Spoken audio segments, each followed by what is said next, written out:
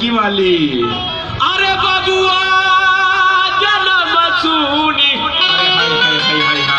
के हम यैली अरे लाखो सलाम अरे हम यैली अरे लाखो सलाम अरे हम यैली अरे लाखो सलाम अरे हम यैली अरे हाय हाय अरे हाय हाय अरे हाय हाय अरे हाय हाय अरे हाय हाय हाय हाय हाय हाय हाय हाय हाय।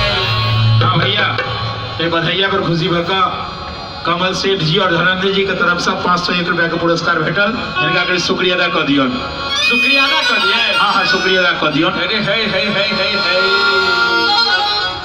हे लहरिया लुटिए राजा। अरे हाय हाय हाय हाय हाय हे लहरिया लुटिए राजा। अरे बबुआ लिखले जनमुआ बधैया